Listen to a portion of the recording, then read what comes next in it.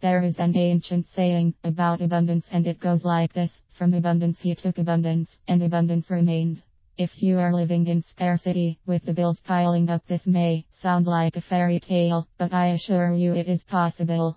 I was as skeptical as anyone in the beginning, but eventually I saw the light. Let us examine your natural abundance together and see if I can change your mind, or at least add to your options.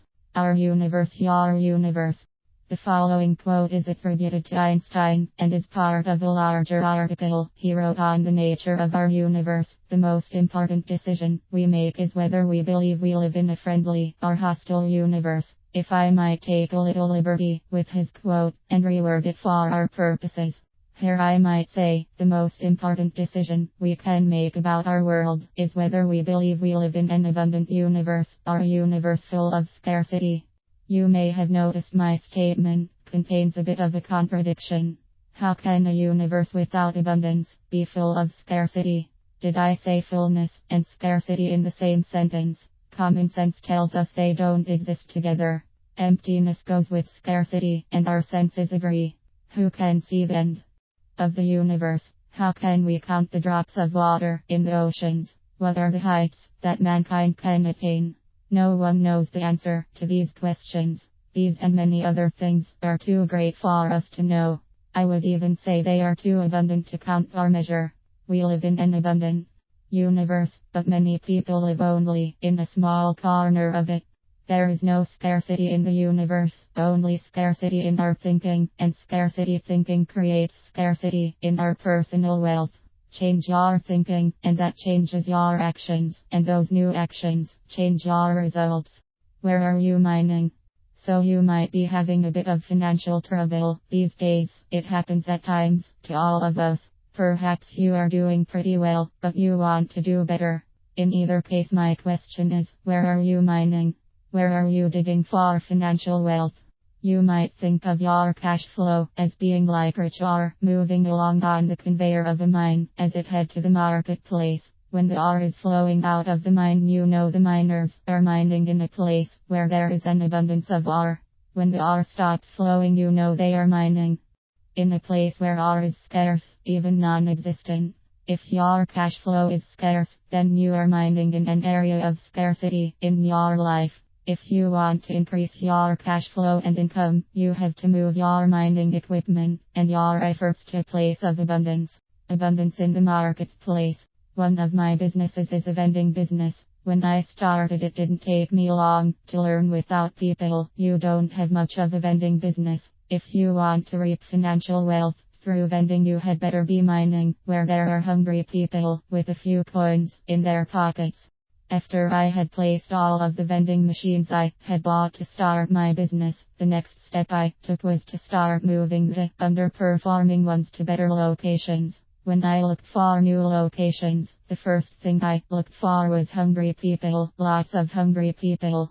Just moving a few vending machines to better locations with more hungry people nearly doubled my income with the same number of machines. I was mining in a richer area, and it made me richer. When we are vacationing in the Smoky Mountains, there is a fast food restaurant just beside an attraction my wife and I go to when we are in the area. It is a big attraction, and it is always full of people, with people standing in line to get in. Guess what else is always full, with people standing in line? It is that fast food restaurant nearby. I seriously doubt they do any advertising. I have seen lines of people standing outside the building waiting to get in and spend their money while it was pouring the rain. The attraction does the advertising, and the restaurant just opened where the mining was good. It was excellent, in fact. There is no guarantee that if you build it, they will come. However, if they are already coming, it is a good place to build. If you want to reap abundantly, then match your skills or products with the marketplace. Look for people that are hungry for what you have or do, and look for lots of them. All things considered, one hungry client is good, but two are better, and if people are standing in line to get in, you are seeing abundance in action. We all have areas of abundance and scarcity. Baseball fans know that Babe Ruth was one of the greats in baseball, but how do you think he would do in a double Dutch jump rope competition? I would imagine he would do poorly. Why would Babe Ruth be such a great baseball player and such a poor double Dutch jump rope competitor? Because when he was playing baseball he would be mining from his abundance, but competing with a jump rope would most likely be an area of scarcity for him, and his results would reflect that. I doubt Babe was any good at needlepoint either, but he didn't have to be. Babe could buy or hire anything wanted because he was good at playing baseball and good at minding his abundance. You may not realize it, but in this respect you are just like Babe Ruth. You have areas of scarcity and areas of abundance. You might be thinking you were never good at sports. That might be true, but after decades of working with people I am convinced there is something you are good at doing, or something you could be good at doing if you had a chance. The chances are excellent that there is something you could excel at doing. If you don't know what that thing is, then put on your walking shoes and start hunting. Finding your abundance. My oldest son hates math. I now realize it is because of a certain teacher he had in grade school, but it is a little late to do anything about it now. From the 5th grade on, his math grade was always the worst on his report card. On the other hand, he loved to read. He did well in his English classes and loved classic literature.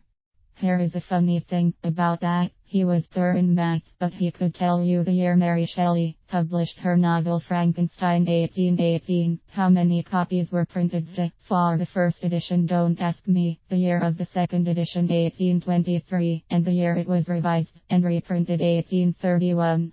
What is strange about that? All of that information has to do with numbers. You know, numbers as in math. My son couldn't remember the first digit of the number 4 pi, or for that matter how many pies were on the kitchen table, but he could remember any number when it pertained to something that interested him. It may sound strange, but he isn't any different than the rest of us on that. If we are interested, we are engaged, and that includes engaging your mental faculties.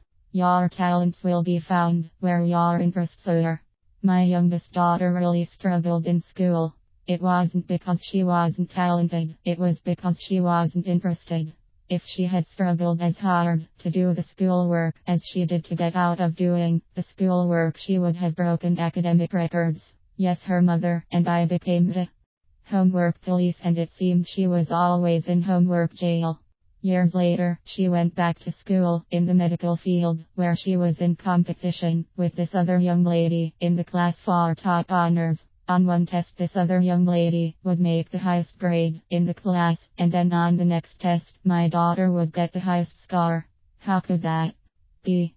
Was this the same girl that had her report card from her parents every grading period? I looked her over and decided this really was my daughter, but now she was mining in an area of her abundance instead of an area of scarcity for her. What made the difference? She was interested in her medical training and had a desire to do well.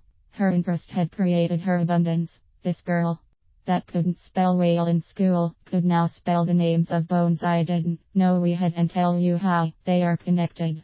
Make a list of things you like to do, things you enjoy, things that interest you. Take a few days and make a pretty complete list. Now put some thought into how you could incorporate a few of those things into something people will pay for. Maybe there is a way that already exists. To do this, maybe you will have to create your own way to do it, and if that is the case, imagine that too. Do this several times, with several combinations of your interests and likes. One combination will soon stand out as a way to serve a number of people for an abundant amount of money. If you need money, training, schooling, or certification to do it, then go out and get it. I am saying if you have the interest, then you have abundance. It is only a matter of working out the details. The deciding vote. You decide if there is abundance or scarcity in your life. You cast the deciding vote. I can understand if you doubt it, but I assure you that statement is true. In 2006 I met a poor young man that would not take no for an answer, and I returned 5 years later to see him prospering in one of the poorest countries in Africa. What was different about this man that gave him abundance in a land where so many have so little? Certainly not his circumstances. His father died while he was young. He had no formal education. He supported his mother and sister, and the first time I saw him, he had only the clothes on his back. 5 years later, he had a chain of small stores, a house better than most, and a car to drive. The reason? The man cast his vote for himself, believing that abundance for him was possible, and equipped with that knowledge, he went to work finding a good place to mine. For goodness sake, when it is time for you to vote, vote for you and your success. The law of attraction. You hear a lot about attracting wealth. I agree that you can attract wealth, but I find it is a bit different than commonly advertised. You don't just sit on your couch and think about wealth. Do that long enough and they will come and get your couch. We don't attract what we want, we attract what we are. If your nature is a begrudging one, and you are convinced that you are doomed to a life of scarcity, guess what you will attract? You will attract only more scarcity, with a side helping of doom and gloom. Think about it. Given a choice, would you promote a person like that?